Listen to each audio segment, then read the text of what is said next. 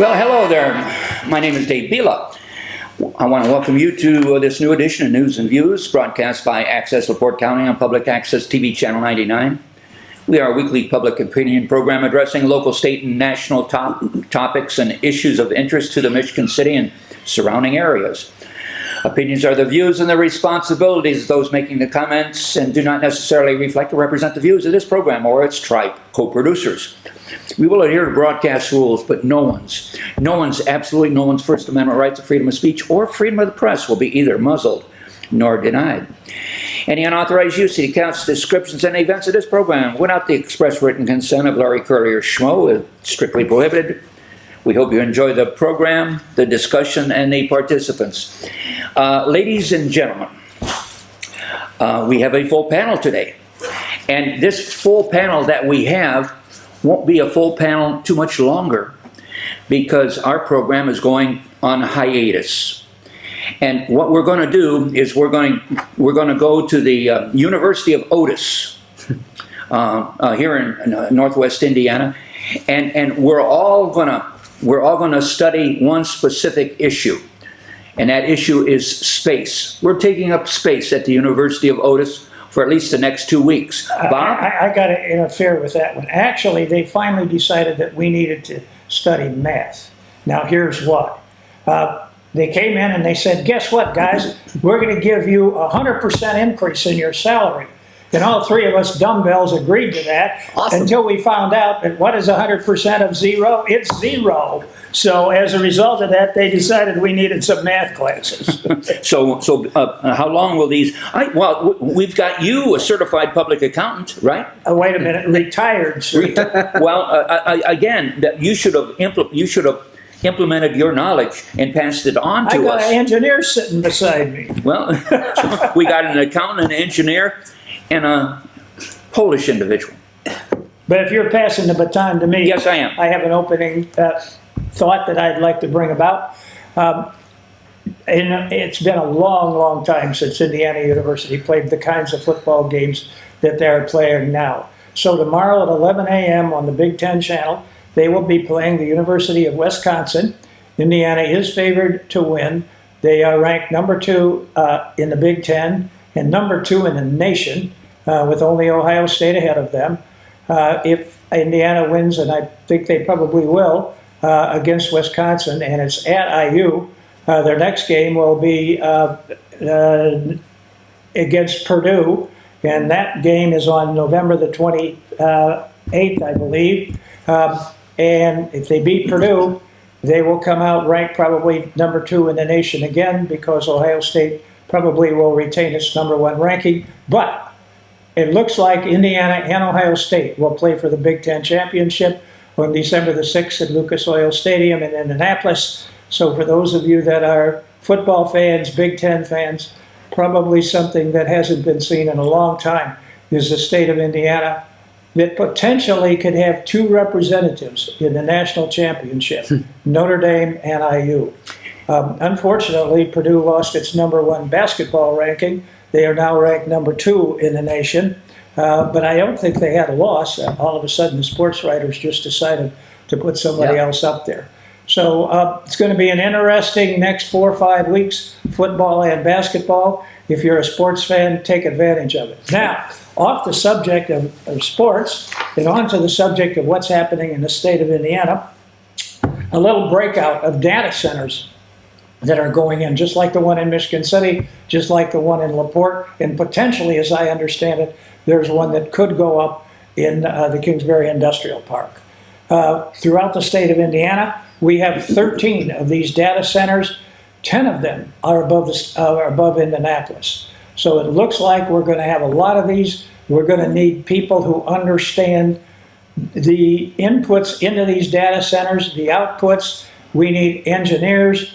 We need computer scientists. And as a result of that, we need to start getting our kids into these types of educational systems, because if we don't, we're going to bring people in from the outside.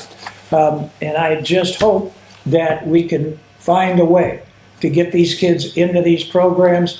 But in order to do that, they're going to have a really solid background education at the primary and secondary level in high school.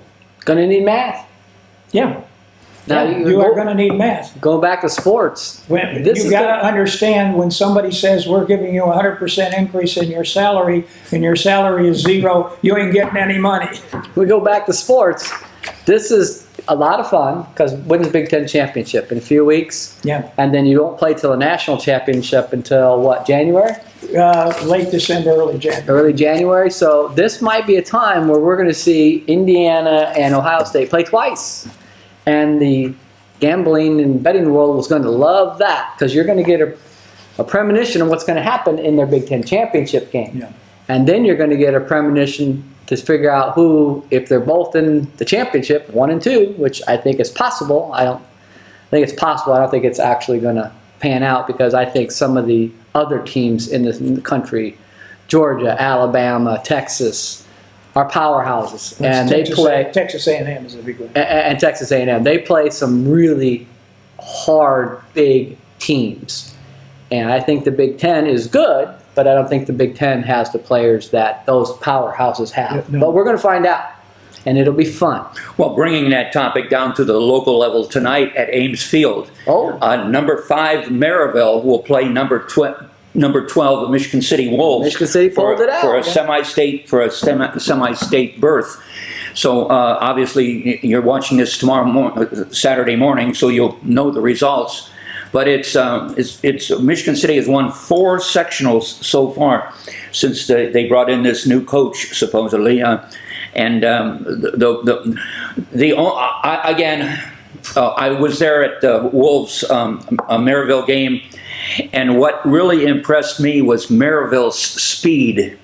They ran circles around Michigan City Wolves, and so the deciding factor in my mind for a victory for Michigan City is if they can control Maryville's speed, because again they ran options and they were extremely fast, and they moved the ball quickly, and it depends on how Michigan City will handle that defensively. It's all in the coach. It's all in we the have a coach. good coach. We have a One good other coach. thing you might bring up is that Maryville's been on TV in Chicago, the marquee channels, a couple of times.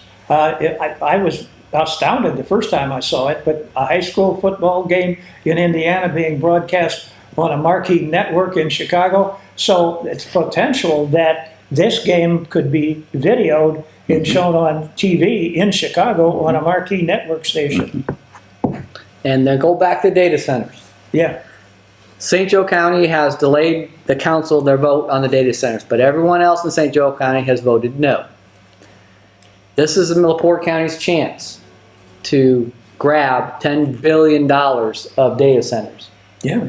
And we understand the values because data centers center in the country of the United States is Virginia. Virginia a developer just bought 97 acres in Virginia at $6 million an acre. That's how important and how much money is in data centers. And we're talking about $12 billion that St. Joe County is going to turn down. Now, St. Joe County and New Carlisle area are the premier spot to have these outside of Virginia because all the traffic, just like our interstates and our railroads run through the south end of Lake Michigan, so does data. We are the transportation hub that's coming around the south side of Lake Michigan. And we have AEP, which we talked about many times, has good power. I don't know if we talked about it last week or not, but Palisades is a nuclear facility that's back online, I understand, north of Cook, twice the size of Cook, who has announced they are going to add 2 mini nuclear reactors, which are different. They're not the same as the old school. If they fail safe, and they're instantly cooled by water. Each one of those nuclear reactors, I understand, can power 300,000 homes. So they're gearing up to know they have data centers in the north, right in our area, New Carlisle, North LaPorte County, that are going to need the massive amount of electricity. Which you're going to need for these data centers that are going into those areas. And this comes off the 4 o'clock in the morning financial stations, but somebody did a study of how China is doing this and what China apparently is doing, and they keep talking about clean air and all this. They built a data center and they built a coal electric generating station right beside it. They went down to Brazil and talked about how well they were doing in terms of cleaning up their air. Are you kidding me? And then we had the governor of California who got all enmeshed in that ridiculously and didn't really figure out what China was doing. So if the financial stations are right, we're going to have a problem in terms of the ability to handle artificial intelligence and the amount of data coming out of these data centers in order to develop it. We're going to need the energy, and I'm with the idea of small nuclear facilities rather than coal generating facilities, and gas as a backup if something goes wrong. Go ahead, Tony. Now, for those of you who are not familiar with what a data center is, in my simple mind, a data center is a storage complex for information Yeah? put forth, and that goes down to what, milliseconds of information? Yeah. Yeah. So Nanoseconds. So how vast can this storage complex be? And imagine the potential financial windfall for all of the communities that participate in having a data center in their backyard. I mean, Michigan City would change with 180-degree reversal. Yeah, because I just told you, in Virginia they paid $6 million an acre. In our area, it's about $50,000 to $75,000 an acre. That goes from a farm ground, the small amount of taxes, now to an industrial tax base of $50,000 to $75,000 an acre, just for the ground, not including the facilities. And a data center, you don't have to church it up. If you want to know what a data center looks inside, all it really is in racks and racks and racks of hard drives and processors. That's why NVIDIA is making all this money, because the faster the processor, the faster the data can traverse through the facility, into the pipeline, and back to you. And everyone is, like we talked before, everybody's saying, we're talking about electricity and we're not going to have electricity and blackouts. The technical world technology is talking about data blackouts. We don't have near enough data capability to handle all the data we are all using and all the data we are about to use, and we could have a technology blackout which would be crippling. I mean, imagine if you couldn't text or phone or look at anything on your phone or Twitter or Spotify or whatever it is, social media, if you had a blackout because the pipeline can't keep up. And these data centers all across the country are woefully behind.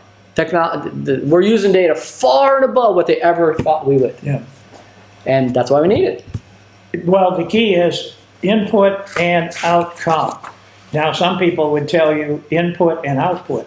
It's input in getting the proper information in there, but the outcome is the more important part. That's, A, can we access this information, do it in a timely fashion, and put it together so it's accurate when it comes out.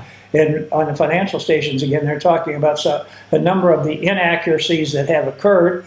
Ultimately, we will be able, I think, to correct that. We've had some pretty ridiculous ones, but that's what happens. But you got to go in and get these things corrected.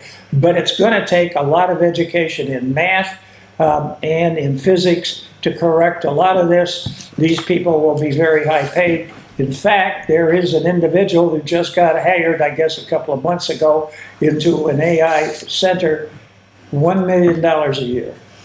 Yeah, the person that's going to make all the money, because AI is in its infancy, it's making a lot of silly mistakes.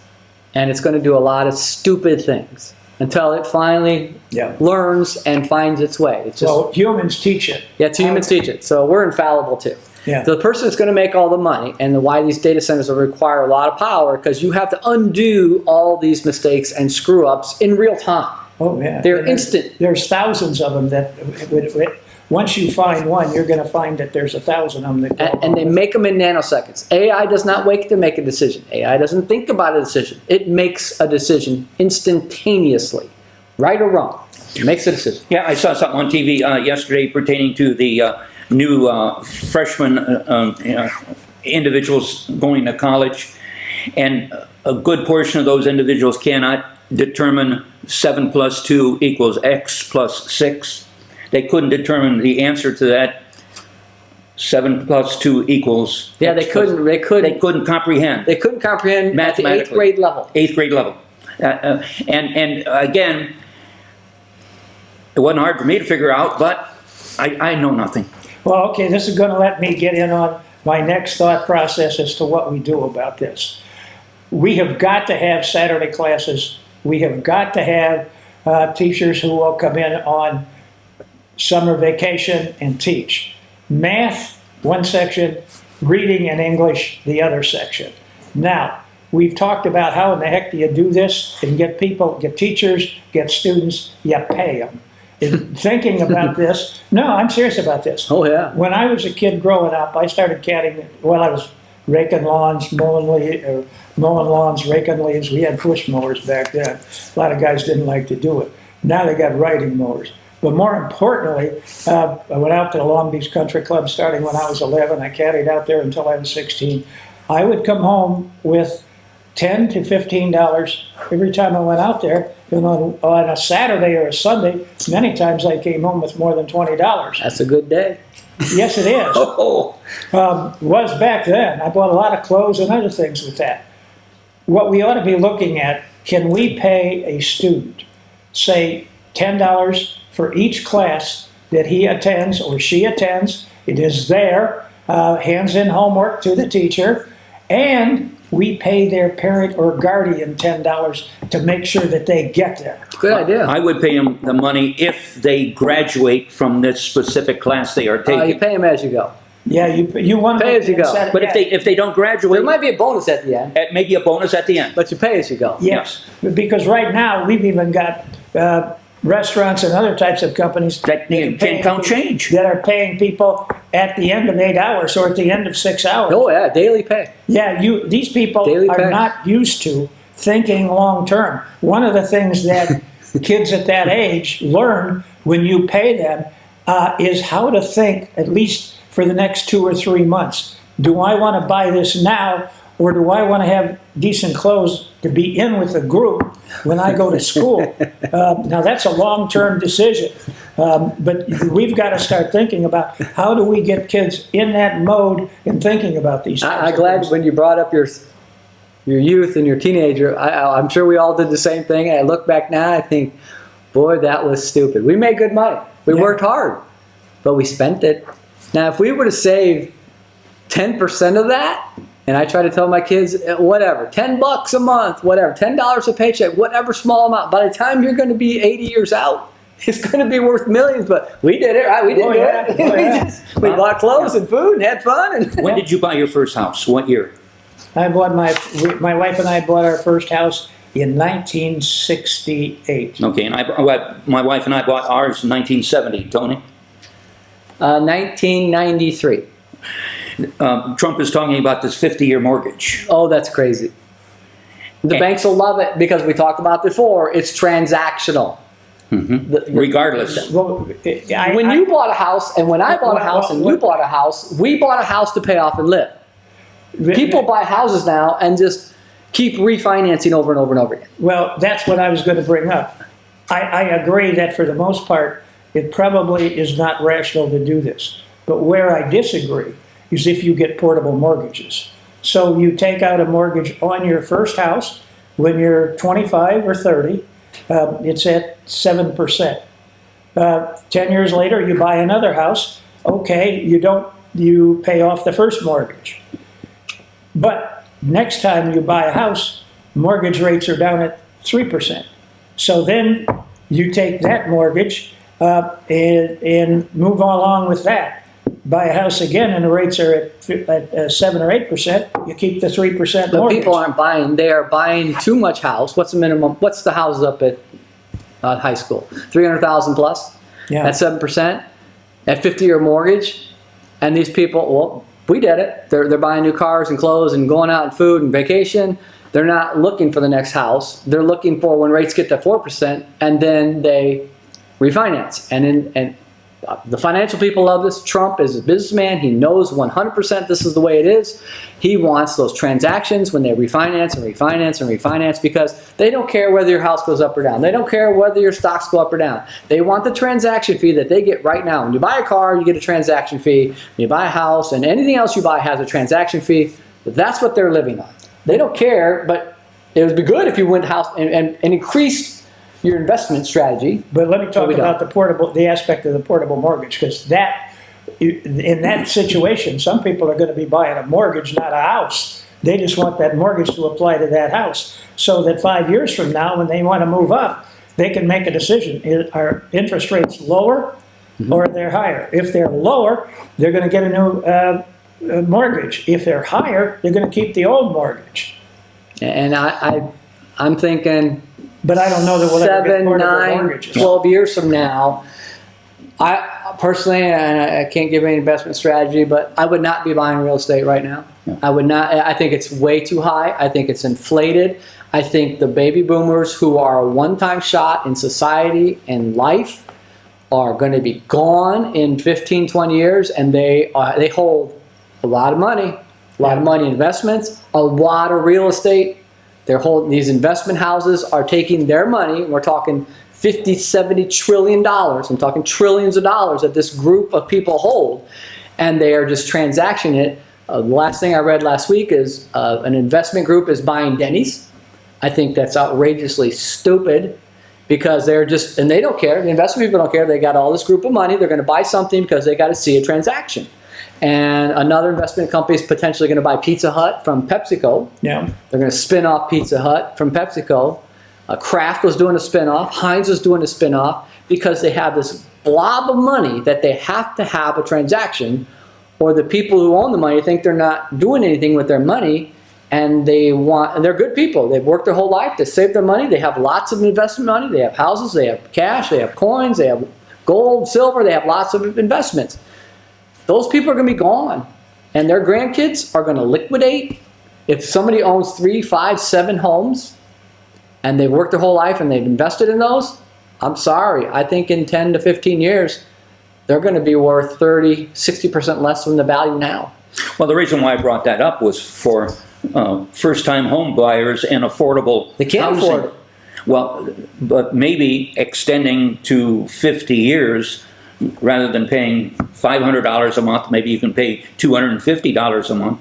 I think you're Maybe there's some You're setting avenue. them up for failure. That's why I don't like the 50-year. Hey, I'll give you a 50-year mortgage on a $300,000 house. It's only worth $150. Well, you'd have to have a good financial report, a good. No. I mean, that's today. Today's houses are $300,000. But it's an attempt by Trump to resolve the lack of housing. Affordable housing. And Affordable housing right now, and you know some of the builders I know, they are being hit in 20, 30, 40% increases to build a house because of lumber is outrageous because of the tariffs against Canada. All the supplies you see in a house, see if you can build a house. Everyone tells me everything that's expensive, the lights, the counters, the cabinets, the fixtures, are outrageously expensive because of the tariffs. Good or bad, they are driving the prices of houses up 20, 30, 40%. So at a $300,000 house, that house should be $225 to $250, but you can buy it at $300,000 with a 50-year mortgage. I think you're setting those people up for failure. They're better off, if you can, to take their money and save it when this all flushes through and they could buy a house at the proper price.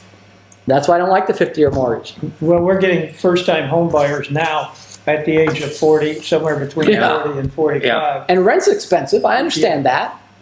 And that's the game you're going to play. Do I pay $1,200 for rent, or do I try to buy a house for $1,500 a month in a 50-year mortgage that's only going to be worth 60% of what I paid for it in 10 years? I don't know. That's a pretty easy equation. The other thing we're going to have to look at, and this is where individuals are also going to have to make some decisions, is how big of a house do you really need?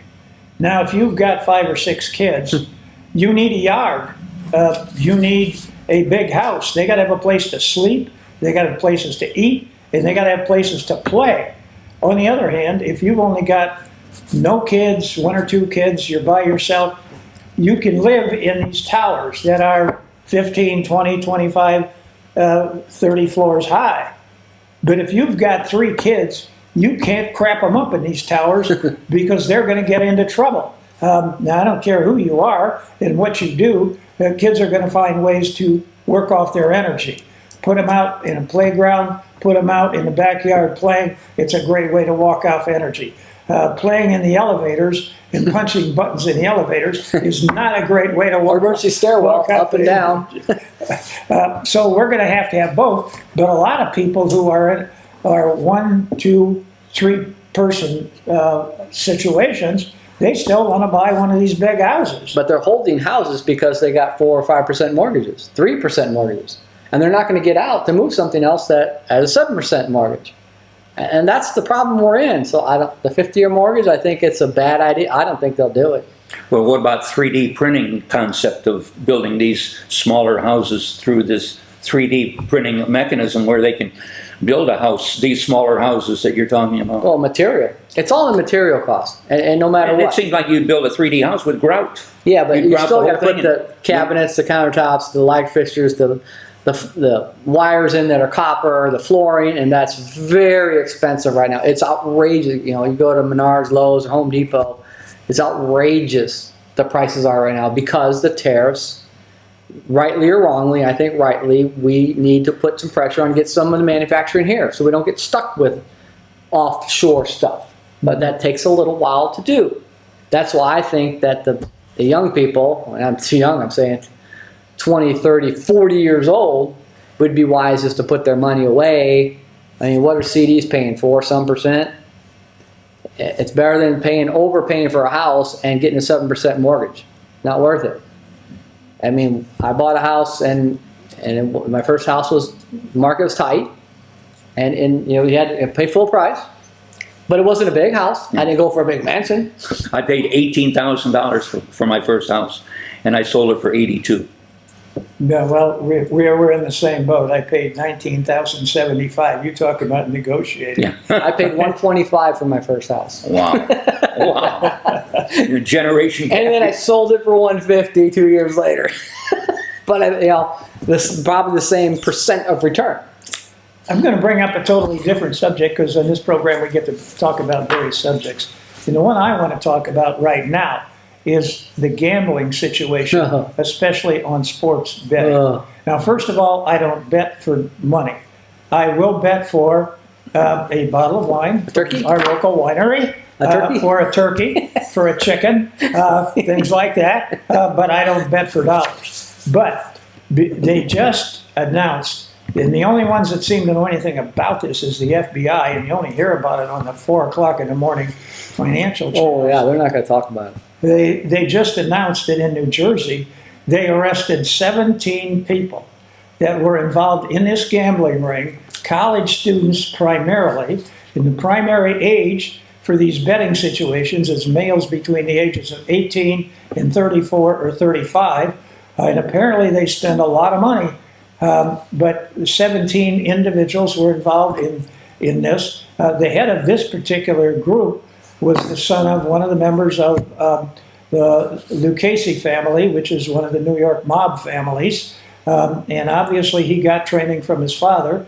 But they've also got a number of other situations where the players potentially or allegedly were involved in score shaving, things like this. And you can bet on even things like how many points a person will score within 5 minutes or within 10 minutes. It's ridiculous.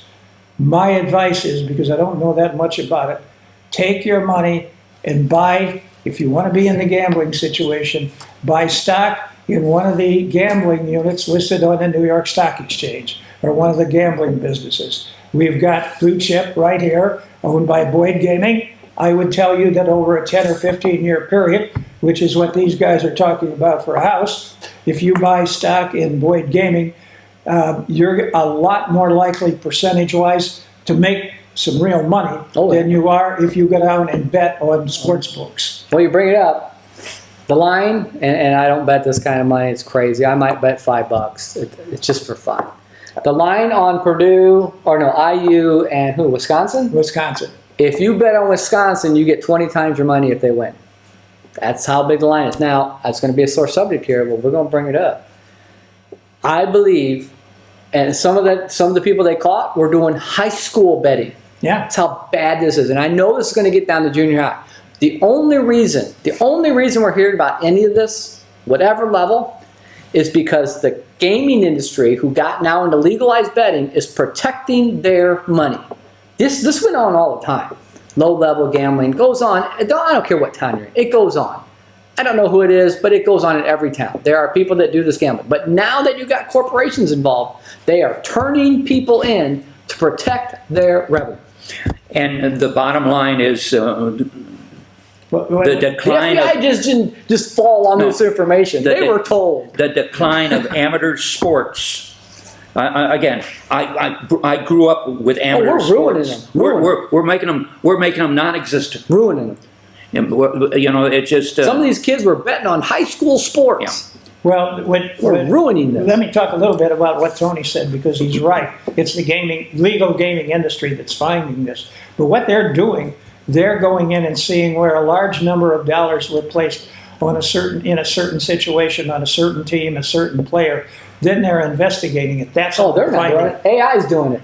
Okay, AI. AI's telling them, wait a minute, something's wrong here. Okay, it's AI. Okay, however, but they are finding where things were way out of whack in terms of the statistics and how they should have been. And there's where they start looking, and then they find out if there's some kind of a connection, and then they tip the FBI off. That's exactly Yeah, because what it's coming after their profits. Yeah.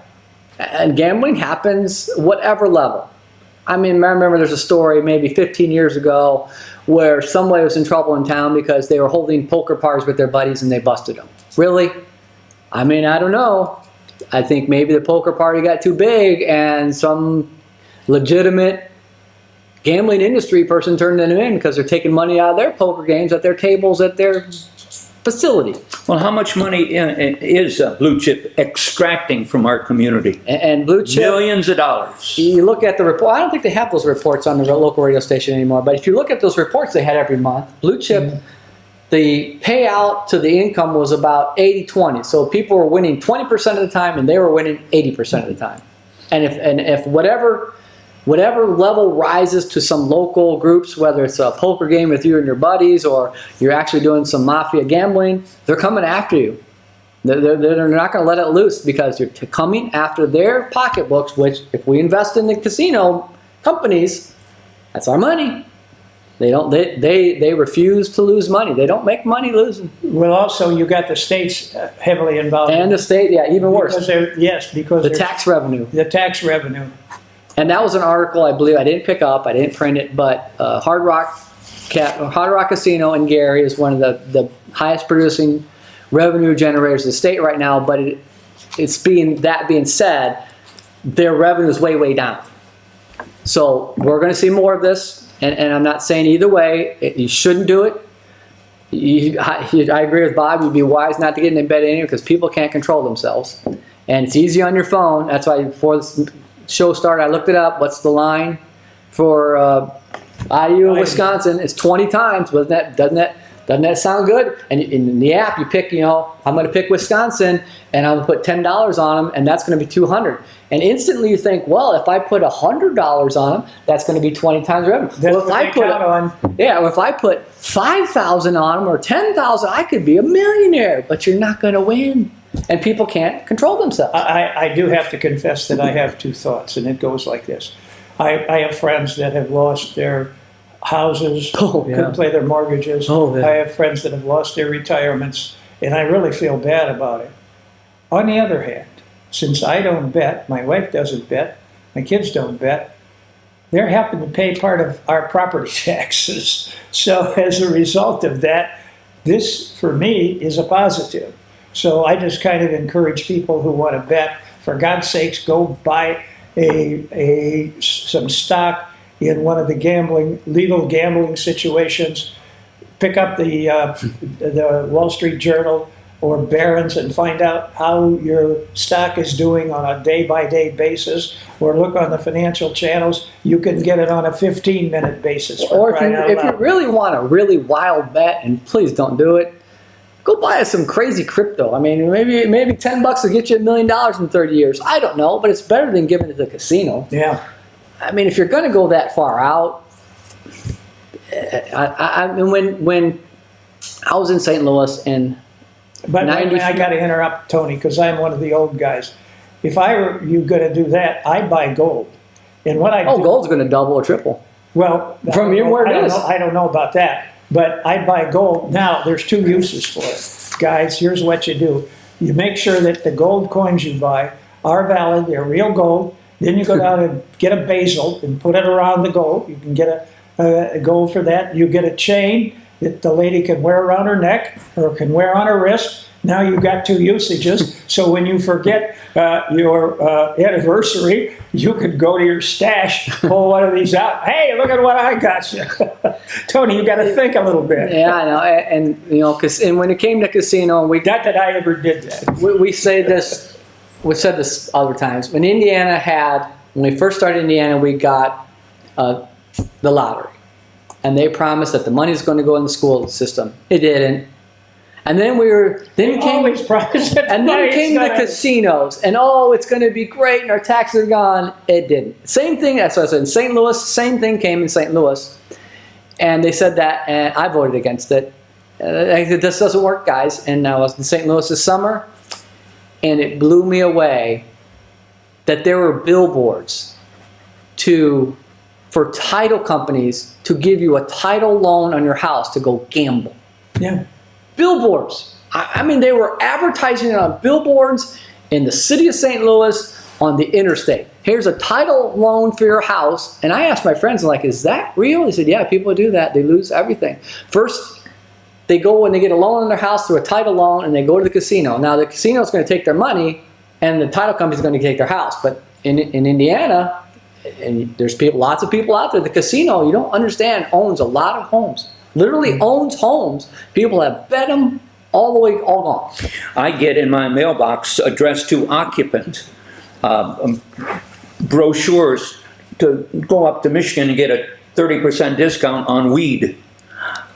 I have no idea how they got my address other than they had these mass mailings put And out. But I-94 and the toll road, this is a pain in the neck. And Yeah. on 12, because we got these people coming from Illinois, that it's more expensive to buy weed in Yep. Illinois than it is in Michigan. And they're clogging up the toll roads on weekends in I-94 and going to Michigan to buy weed and bringing it back now.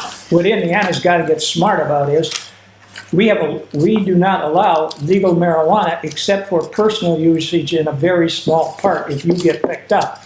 These people are buying huge bags full. Pick them up and fine them. Get them Yes. off I-94 and off the toll road. Indiana's got to get smart about that, knowing these people are trucking through our town, and everyone knows you know who that car is. You know exactly what car's got it in their car. Instead of pulling over and prosecuting them, just pull them over and give them a $5,000 fine. And then we could have revenue generating, because prosecuting and put them in jail is not going to do any work. They're still going to drive over here to Michigan. But it warms my heart that Niles Township voted no on any more dispensaries. And it warmed my heart. Last week's topic of the show was NAFTA. And Tony and I, we discussed NAFTA. And what have we just explained today during our roundtable right now? North The America. problems of what's going on today. Yeah. And in my mind, NAFTA is a direct result of what we're experiencing today. We're looking for other avenues to find ways to make some money. When we used to make it off manufacturing. Correct. Well, first of all, North American Free Trade Agreement. How I remember acronyms, I don't know, but that's what it stands for. It's just one part. I agree with you. It's a problem, big problem, but it's just one part of the problem. That's the other situation. We've got to correct the trade imbalances as a result of NAFTA, but we've also got to create trade imbalances, which Trump is doing with tariffs in other areas, especially China and Mexico. What have we just- Let me finish. Because right now we've got the Japanese, the Koreans, and others building automobile plants in the United States to sell cars made in the United States in the U.S. What happens is China and Mexico are not building plants here. They want to export from China, maybe through Korea and other places, or through Mexico and other places. We got to tell the Chinese and we got to tell the Mexicans, look, you want to bring cars here, you build plants in the U.S. What I'm trying to say is we talked about the ills of our society in 2025. Yeah. And those ills that we have today are people looking for ways to make more money to exist. NAFTA created a loss of jobs. And those jobs over a period of 30 years had a direct impact on the dollars that we take in today. And the dollars that we take in today in comparison with 30 years ago is our workforce. We've got people that have no incentive to go out and work because there's no jobs. Why don't we have any jobs? Because of what NAFTA created. This is just a problem. But the tariffs are forcing companies to build in the United States. Correct, they are. Yes, but the ones that are 30 years later. there's two countries that are really rebelling against it. That's China and Mexico. And we got to tell them their cars are not coming here. We gave our industry away. And now we are addicted to the cheap cars and the low prices. And we have to build to pay the tariff, but China and Mexico also are going to feel the pain because they don't have our audience anymore. And the workforce is addicted to finding a place to make some money to exist. It's a direct result of what Yeah, you got to live. You got to make you got to some money. live. So And if there's no jobs, how then do individuals make money if not resort to unusual things that we just explained earlier in the program? yeah, so That's all I'm saying. we got this. You'll see this on Saturday or sometime during the week. But the big news today was the redistricting in Indiana is stalled out in the House down in Indiana and will not be heard in December. And we talked about this before on the show, which really affects our pocketbooks. Is the Indiana Utility Regulatory Commission has 5 members, and Governor Braun gets to appoint 3. There can be no more than 3 members of the same party. He has narrowed it down to 9 people. And one of them we were hoping for was a Michigan City resident, a Democrat, but she didn't make it to the 9. And what's sad about this is they've narrowed it down, which we knew was going to happen. Pretty much everyone from Indianapolis. Democrat or Republican, these are Indianapolis people. I mean, good luck. Indianapolis seems to get whatever they want. I was proud that LaPorte Council did not approve the income tax increase because in my mind, if 91 counties in Indiana would tell Indianapolis that we don't like lowering our property tax just to raise our income tax and other fees, and they did not put up with it, Indianapolis, and I think there's 92 counties, I think 91 counties could use their force to stop what's going on and get our money that we deserve in every other county other than Indianapolis. Well, the idea of the special legislature, call a special meeting of the legislature, originally was to go over SB1, which is the big problem. Kind of the redistricting got added to it, but my question is, are they still going to hold that legislative session and work on SB1? No, they're not going to hold anything in December. They say there's not the votes.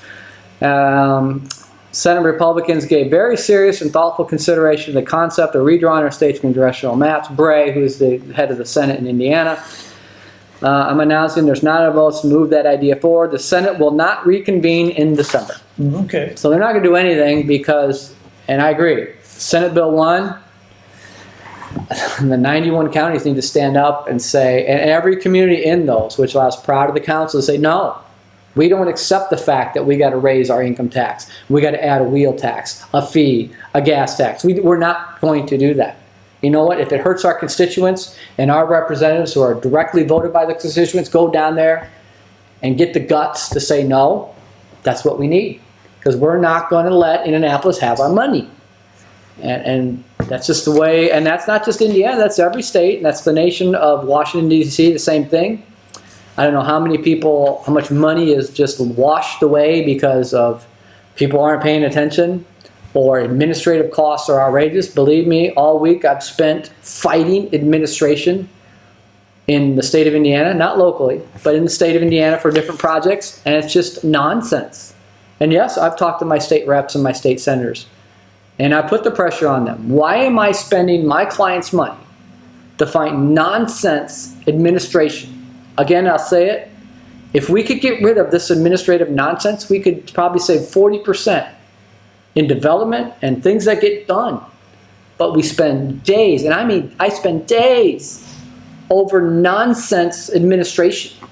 and this isn't locally, this is a state problem I have right now, some individuals, and I personally think it's people that are in the state administration who are not happy with Braun, and somehow they are going to assert their authority, and they don't care, but I'm not going to stand for it, and I don't think anyone should stand for it. We have state reps, state senators, we have a governor, and we need to tell them to stop.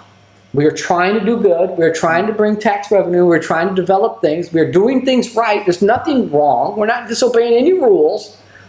We're just not doing exactly what you want. And that's a waste of everyone's time and money, and that hurts our tax revenue and our tax base, which I don't understand why Indianapolis doesn't see that. Instead of raising our taxes and our fees and whatever else, start cutting administration and let us do our job. And I think you'll get your money back.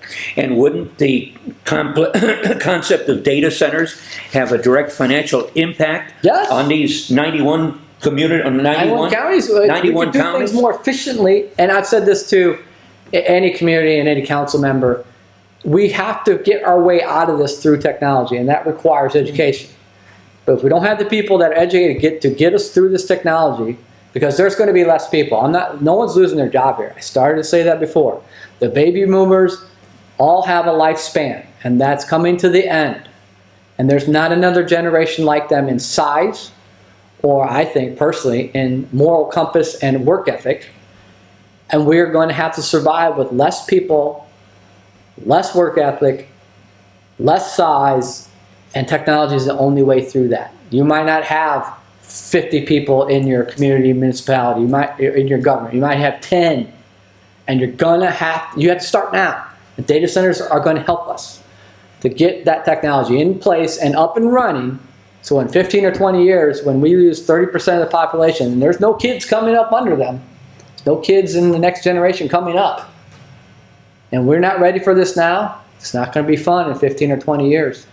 And the money's not going to be there. I hate to do this, Tony and Dave, and I know you guys are going to have some problems with this. But the way we're going to replace these kids that are not coming up, immigration. Oh, I agree 100%. Legal and illegal. Legal immigration. I'm all for legal immigration, but we're going to replace them with legal and illegal immigration. You watch. Well, I think the illegal is not appropriate. But I think we have an administration problem. Why should somebody who wants to come to America legally go through red tape nonsense? And I'm sure you legal citizens who have been naturalized know this. It's insanity. It's pure insanity. If you're a good person, you don't have a criminal record, and you want to go to work, and you want to pay Social Security taxes, and you pay your taxes and be a good citizen, come on down. Fill out the paperwork. The administration shouldn't be full of a book of red tape to let you come in here and be part of America. Yeah. And that is the problem. Now, coming here in droves and walking across the line or across on top of trains, that's not acceptable. But we should have an administration that opens up those doors legally and lets you come in, and even if you're probationary and you don't have a criminal record and you have a job, come on down. Because we're going to be short people. The world is going to be short people, honestly. I mean, I remember back when I was younger, China or Japan had a limit to 2 kids per couple. Yeah. And now they're crying because they don't have anyone. They're losing population too. And China refuses to allow others to come in. That's the other problem. Yeah, there's no legal way in China at all. They just flat refuse. And most countries do. They don't allow anyone in, legally or illegally. But that's not America. And I think if you look at the situation right now, even with the additional personnel that we've been able to get for Border Patrol and for ICE, their concentration is on people that are committing crimes here. And look at the problems we're having Committing. with these idiots. committed crimes, not Yes. committing. They already committed them. And look at the problems we're having with these idiots that are the mayors and the leaders of these so-called cities like Chicago, and they're letting their own population be harmed as a result of these illegals. And we have got to get those out, and that's what ICE and the Border Patrol are concentrating on. Now, if you're illegal and you aren't committing any crimes, one of the things that's happening, they're just taking you right along with the illegal, and you can't blame them. What's happening, in my opinion, if you look at the statistics, Since Trump was put in office, we have gotten out of this country approximately 560,000 people. Those that have gone voluntarily, 1.5 million. Now, why? Because they had the illegals in an apartment with them causing all kinds of problems. They couldn't figure out a way to get out of it. Because they were good people. Yeah, they were good people, so they just left. They're doing more to get the illegals that are committing crimes are doing more to get the illegals that are here but are not committing crimes out of this country than we are. I would be very surprised, and I know the day is coming. It came last week in some reports. The major news media will not report, while all they're fighting about this ICE and illegals, crime in these metropolitan areas are plummeting. Yeah, Plummeting. only where you put the National Guard is. Plummeted. Where the ICE reserves are there. Now, what scares me is when they stop with the enforcement action of any sort. Police, ICE, National Guard. These criminals are going to come back out. They're just biding their time. And I'm not talking illegals or illegals. We're just criminals. I don't care what citizenry they are. They could be U.S. citizens. They know that now's not the time to do crime. And these metropolitan areas are seeing a huge decrease in crime. But we have to be very wary when these push we got goes back. That crime will skyrocket because they have been waiting in the shadows and they're coming back out. I want to make a statement that I made last week pertaining to NAFTA and the disaster of NAFTA. Clinton and his collaborators promised that the deal would bring good-paying American jobs, a rising trade surplus with Mexico, and a dramatic reduction in illegal immigration. Instead, NAFTA directly cost the United States a net loss of 700,000 jobs, plus a surplus with Mexico turned into a chronic deficit. The economic dislocation in Mexico increased the flow of undocumented workers into the United States. This was a quote that took place 32 years ago. The introduction of NAFTA, we are now experiencing an afterthought. Yeah. We are. I don't understand that statement because if Mexico has a surplus of trade with us, which means money and cars and jobs, and people are still leaving in droves to come here, that's kind of opposite, isn't it? Well, because only a few people, percentage-wise, We're getting the money. we're getting the money. And they were abusing their citizenry and paying them low-wage garbage jobs. So the seeds of the tree that we're living under today was established 30 years ago, that was planted 30 years ago with the mishmash that we're experiencing today. And all of the problems that we are talking about is a direct result of NAFTA. And again, we should take our experiences of the past and invest it in the future. And this is why I said that Trump is now trying to reverse engineer what took place 30-some years ago. And that article brings up, I'm glad you bring it because Bob wasn't here last week. The article brings up the Pacific Rim Treaty, which is really, really hurting us. And we talked about that before. In the 40s, 50s, and 60s, they came on strong, produced really good quality goods. Americans are all talented. We were hard workers. We caught up. Our stuff is just as good, if not better, at producing stuff in our country. And that's what Trump's saying. We have good American workers.